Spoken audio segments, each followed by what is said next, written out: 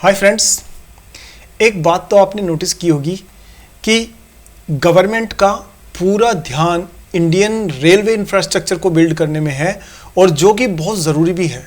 और दोस्तों, आपके हमारे जैसे कॉमन इन्वेस्टर्स अगर गवर्नमेंट के और प्राइवेट कंपनीज के एक्शंस पे नज़र रखें तो हमें साफ तौर पे ट्रेंड पकड़ में आ सकता है कि कौन सी इंडस्ट्री आने वाले टाइम में मल्टी बैगर रिटर्न्स देने की पूरी क्षमता रखती है।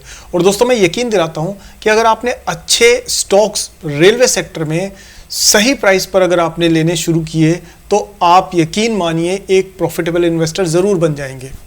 दोस्तों, स्वागत है आपका सागरनोमिक्स में और आज हम बात करने वाले हैं रेलवे इंडस्ट्रीज़ की one of the most potent company जिसका नाम है IRFC यानी इंडियन रेलवे फाइनेंस कॉरपोरेशन। दोस्तों, बहुत इंफॉर्मेटिव वीडियो होने वाली है और इसमें हम इंडियन रेलवेज़ की कुछ खास इंपॉर्टेंट चीज़ों पे डिस्कस करेंगे। तो वीडियो बहुत इंपॉर्टेंट है, इसलिए वीडियो को लास्ट तक ज़रूर देखिएगा। मैं फिर से स्ट्रेस कर रहा हूँ दोस्तों, लास्ट तक देखिएगा। 4-5 मिनट या 6 या 10 मिनट में आपको निकलना है तो दोस्तों अभी ही हाथ जोड़ के विनती है, आप चले जाइए, कोई और हंसी मजाक वाला वीडियो देखिए और रातों रात करोड़पति बनने की कल्पना कर सकते हैं। आपका बहुत बहुत धन्यवाद, आपको प्रणाम है कि आप चैनल पर आए, लेकिन यहाँ से आगे की यात्रा सिर्फ सीरियस इन्वेस्टर्स के लिए है जो सचमुच में लॉन्ग टर्म में पैसा बनाना चाहते हैं। सो दोस्तों, आप अभी भी बने हुए हैं, दैट मीन्स आप मेरी तरह से ये एक सिंसियर और सीरियस इन्वेस्टमेंट में यकीन करते हैं। सो लेट्स बिगिन दोस्तों। सबसे पहले जाने कि ये कंपनी एक्चुअली करती क्या है। तो यहाँ आपके सामने IRFC जो है उसकी एक बेसिक ओवरव्यू मैं आपको देता हूँ। और दोस्तों, ये बेसिकली करती क्या है ये हम लोग पहले देखें। उससे पहले मैं आपको बता दूं कि ये गवर्नमेंट से रिलेटेड ही, मतलब गवर्नमेंट की ही एक तरह से आप मान लीजिए सब्सिडरी है, उसी की कंपनी है। और इसका पूरा फोकस है इस चीज़ में कि ये पहले तो अंडर जो आपकी मिनिस्ट्री ऑफ रेलवेज है उसके अंडर में ही ओन्ड है, मतलब गवर्नमेंट ऑफ इंडिया की कंपनी है और रेलवे मिनिस्ट्री के अंडर में काम करती है। क्यों बनाया गया इसे? क्योंकि ये डेडिकेटेड है इंडियन रेलवेज़ के जो प्रोजेक्ट्स हैं, जो उनकी ट्रेन्स हैं, उनके डिब्बे हैं, उनकी पटरियां हैं, रेलवे लाइन है, ये सारी चीज़ों को पूरी तरह से फाइनेंस करने के लिए इस कंपनी का गठन हुआ है। यहाँ आप देख सकते हैं कि प्राइमरी बिजनेस क्या है इसका, कि financing the acquisition of rolling stock assets. दोस्तों, रोलिंग स्टॉक का मतलब होता है चलते रहने वाला स्टॉक। अब जैसे अगर मान लीजिए कोई कंपनी टूथपेस्ट बनाती है तो वो तो शेल्फ में रखा रहेगा ना एक ही जगह पे, लेकिन रेलवे का अगर डिब्बा है, ट्रेन है, तो ट्रेन एक जगह थोड़ी ना रहेगी, तो ट्रेन रोलिंग स्टॉक होती है क्योंकि वो लगातार चलती रहती है। सो रोलिंग स्टॉक का मतलब ऐसे एसेट्स जो कि चलते रहते हैं। Second, leasing of railway infrastructure assets and national projects of the government of India. अब ये वो प्रोजेक्ट्स हैं कि जैसे रेलवे स्टेशंस का को इम्प्रूव करना है, वहाँ पर जो इलेक्ट्रिसिटी को इम्प्रूव करना है, वहाँ का जो ओवरऑल इंफ्रास्ट्रक्चर है वो अच्छा करना है, वेटिंग पीरियड कम करने के लिए काउंटर्स ज़्यादा बनाने, इस तरीके की जो चीज़ें हैं वो सारी की सारी भी इसी के अंडर में आती है। ट्रेन्स का को जो बिछाना है, रेल की पटरियाँ दूर तक बिछानी है, नई रेलवे लाइन डालनी है, तो ये सारी चीज़ों को फाइनेंस करने का काम करने में जो हेल्प करती है वो है कंपनी IRFC। और lending to the entities under ministry of railways. Railway की छत्र छाया के अंदर, इंडियन रेलवे की छत्र छाया में जितनी भी अलग अलग कंपनियां आती है उन सब की फाइनेंसिंग की नीड को पूरा करने के लिए इस कंपनी का जन्म हुआ है। अब देखिए दोस्तों कि ये यहाँ AUM ब्रेकअप, ये AUM का मतलब होता है दोस्तों एसेट अंडर मैनेजमेंट, ठीक है। सो ये एसेट अंडर मैनेजमेंट, इसकी ब्रेकअप आप देखें तो इन्होंने ये मेजर पोर्शन किस चीज़ का के उसमें है इसका बिजनेस, रेलवे इंफ्रास्ट्रक्चर एसेट्स, इसके लिए इसका मोर देन 50% हिस्सा काम में आ रहा है। RVNL और इरकॉन जो है, जो भी रेलवे की ही कंपनीज है, उनको भी ये फाइनेंस करती है। लीज रिसीवेबल्स और बाकी सारी जो चीज़ें हैं उसके अंदर भी आपके, मतलब lease receivables of RS assets and project assets, इनमें भी इसका फाइनेंसिंग का काम है। अब आप नीचे चलें तो हम ज़्यादा टेक्निकलिटीज़ में तो ना जाएं, हम ज़रूरत पड़ेगी तो आपके लिए अलग से एक वीडियो और बना देंगे आप कहेंगे तो, बट हम सीधा सीधा हम यहाँ इसके नंबर्स पे आ जाते हैं। तो एसेट अंडर मैनेजमेंट कितना है? एसेट इसके पास में 4,66,000 करोड़ रुपए के एसेट्स हैं। दोस्तों, नेटवर्थ इसकी 45 मतलब 4.5 लाख रुपए करोड़ की नेटवर्थ है।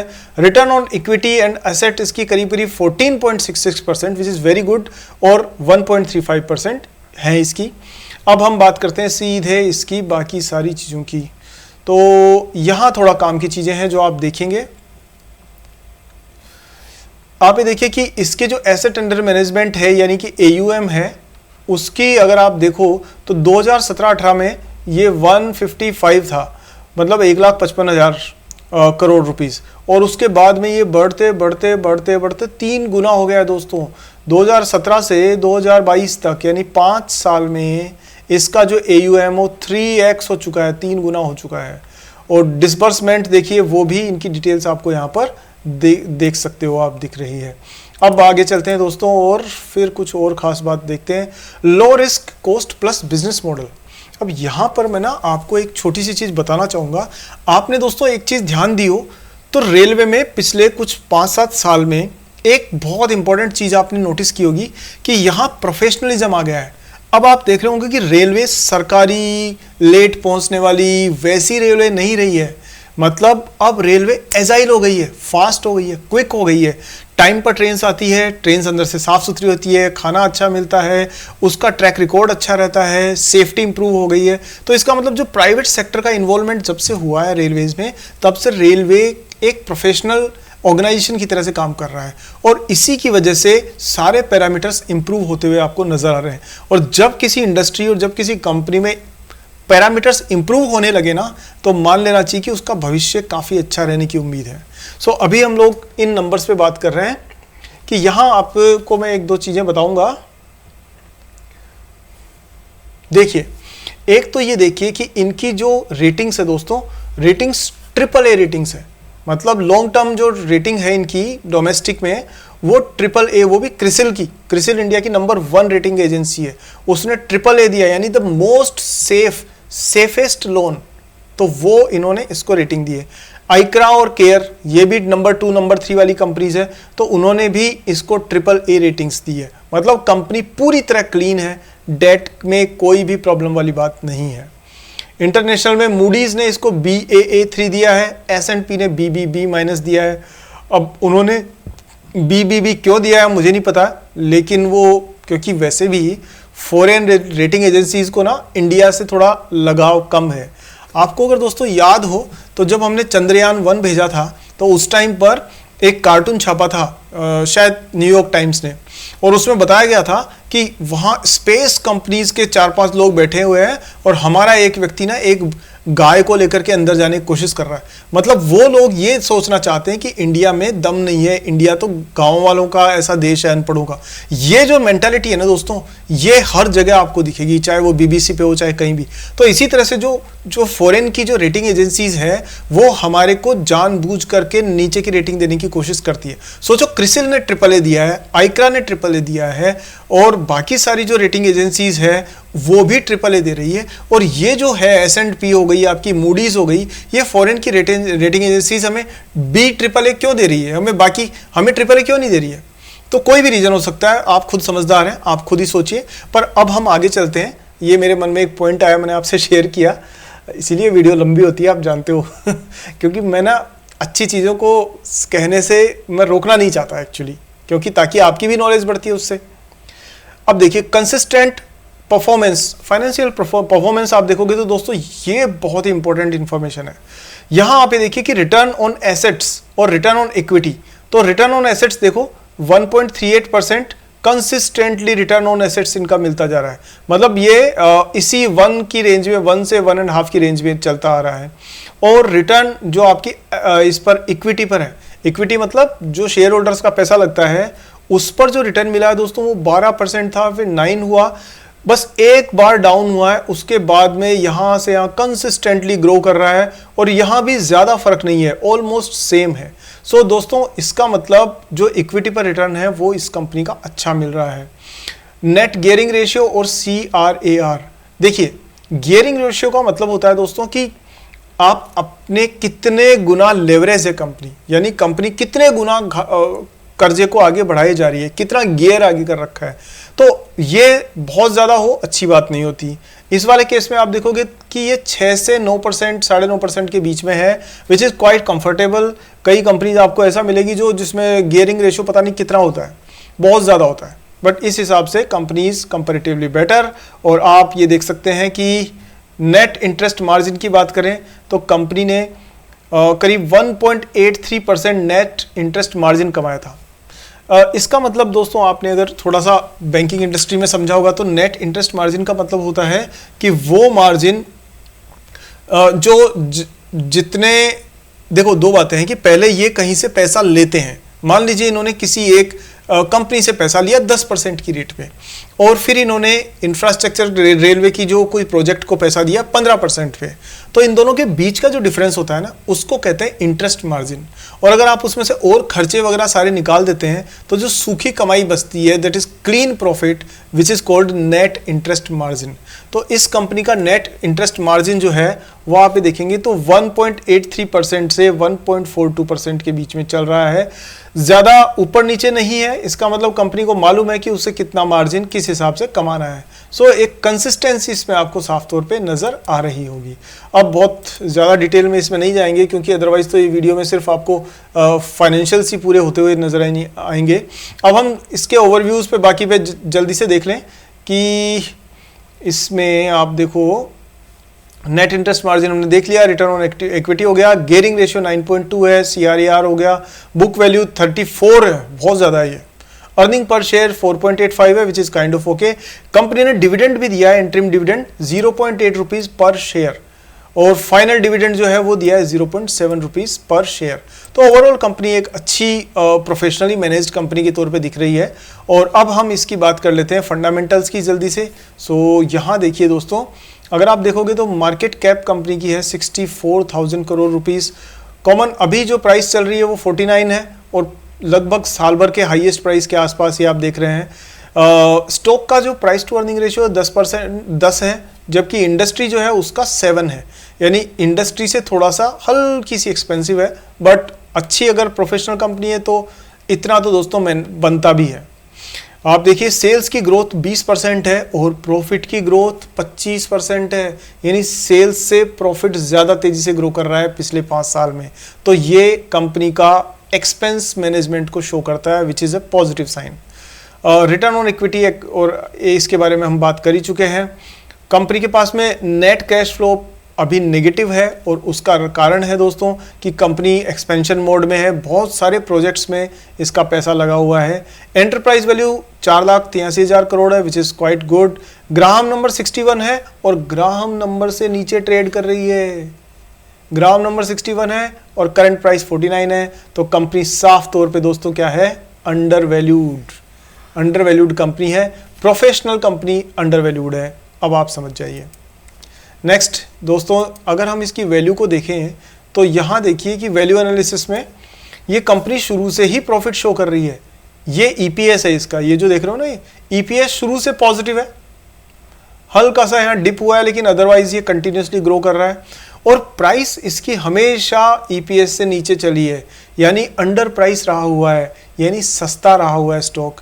लेकिन इस जगह पे आने के बाद, यानी अभी रिसेंटली जुलाई अगस्त के आसपास में इसने अगस्त में खासतौर पे तेज़ी से उड़ना शुरू किया है। सो प्राइस तेज़ी से बढ़ रही है, ज़रूर लोगों को पता पड़ गया है कि कंपनी दमदार है, तो कंपनी पर नज़र रखनी चाहिए, क्योंकि ये बाय ऑन डिप्स वाली कंपनी है कि अब अभी तो प्राइस देखो बढ़ रही है, लेकिन थोड़ा अगर जैसे ही कूल ऑफ होती है तो आप इसमें कंसिडरेशन कर सकते हैं। ये देखिए दोस्तों, ये कंपनी सेकंड नंबर पे अपनी इंडस्ट्री में, पीएफसी के बाद में सेकंड नंबर पे आईआरएफसी है, और दोनों की मार्केट कैप में कोई ज़्यादा अंतर नहीं है, दोनों की मार्केट कैप बराबर है। मतलब मार्केट लीडर और सेकंड मार्केट रनर अप दोनों अगर लगभग बराबर है तो कभी भी ये पीएफसी को डाउन करके नंबर 1 कंपनी बन सकती है। पी रेशियो ठीक है, हमने देख लिया, बाकी नंबर्स हमने सारे देख ही लिए हैं। सो ये हो गया इसका बेसिक एनालिसिस।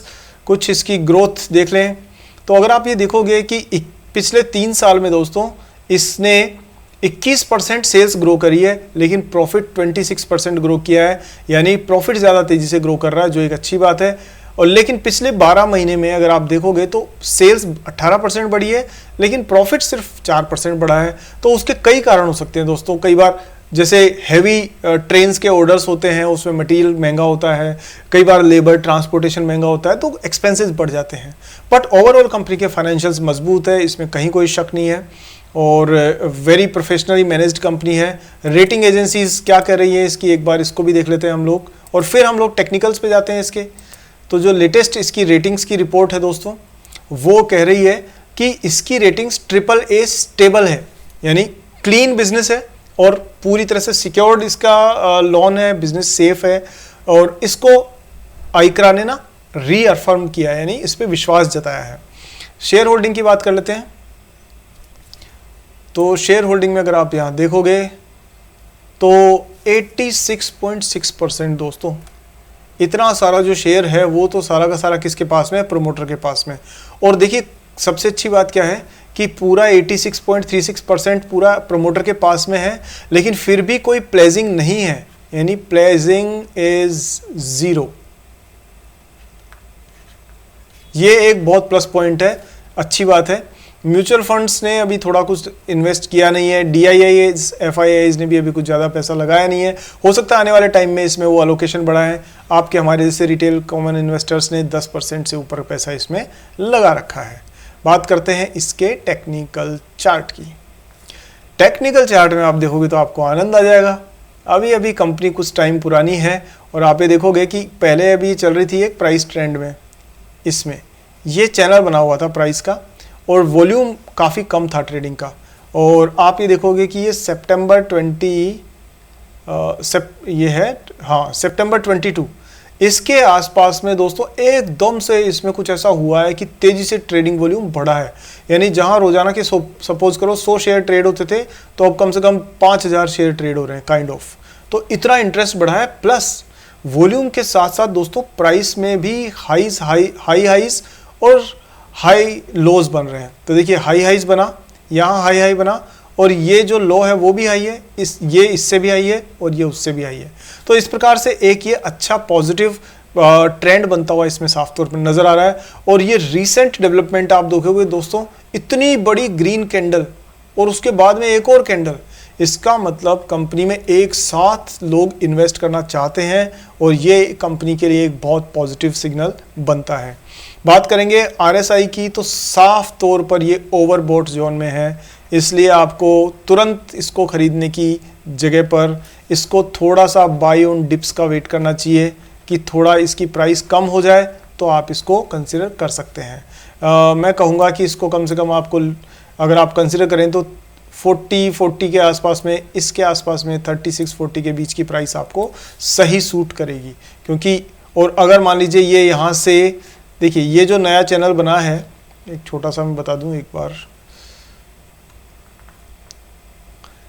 ये जो दोस्तों नई चैनल बनी है ना इसकी, ये वाला, इसमें देखिए यहाँ अगर ये प्राइस इसको आकर के नीचे ब्रेक डाउन करती है, अगर नीचे ब्रेक डाउन करती है, वैसे तो यहाँ से बाउंस करने के पूरे चांस है, पर अगर ये यहाँ से ब्रेकआउट निकलता है तो फिर 32 से नीचे तो आप इसको अवॉइड करिएगा, कुछ टाइम के लिए होल्ड करिएगा। यदि ये प्राइस यहाँ पर कहीं पर 32 के आसपास में जाने के बाद बाउंस बैक करके फिर से ग्रो करती है, तो ये 40 के आसपास का एक रेंज ऐसी है जहां से आप स्लो एंड स्टडी इसमें अपनी एलोकेशंस थोड़ी कर सकते हैं। सो दोस्तों ये है इसका ओवरऑल एनालिसिस। ये ओवरबॉट बता रहा है, MACD इंडिकेटर भी ओवरबॉट बता रहा है, और जो ADX इंडिकेटर है वो बता रहा है कि ट्रेंड में दम है, यानी सॉलिड ट्रेंड है, क्योंकि इतना वॉल्यूम है, तो ये एक अच्छी ट्रेंड को शो करता है। सो दोस्तों उम्मीद करता हूं कि आज का जो वीडियो है उसमें आपने काफ़ी कुछ सीखा होगा, आपको काफ़ी कुछ समझ में आया होगा। IRFC कितना पोटेंशियल रखती है और क्या आपको उसमें इन्वेस्ट करना चाहिए या कब करना चाहिए या क्या प्राइस करना चाहिए, ये सारी चीज़ें मैं उम्मीद करता हूँ आपने आज बहुत क्लियरली समझी होंगी। अगर हाँ तो दोस्तों कमेंट सेक्शन में लिख के मुझे ज़रूर बताइए, और इस वीडियो को लाइक कीजिए और अपने सारे दोस्तों के साथ में शेयर कीजिए, खासतौर पे व्हाट्सएप पे, फेसबुक पे, टेलीग्राम पे, और व्हाट्सएप पे तो सारे ग्रुप्स में ज़रूर शेयर करना, क्योंकि सारे दोस्तों को पता होना चाहिए अच्छी कंपनीज़ का एनालिसिस किस तरह से किया जाता है। तो दोस्तों अगले वीडियो में जल्दी ही मिलते हैं, और हाँ चैनल सब्सक्राइब अभी कर लीजिए और बेल आइकन को ऑन कर लीजिए, और इस वीडियो के बाद नेक्स्ट वीडियो में जल्दी ही मिलेंगे। तब तक के लिए स्वस्थ रहिए, एंजॉय करिए, हैप्पी इन्वेस्टिंग एंड जय हिंद।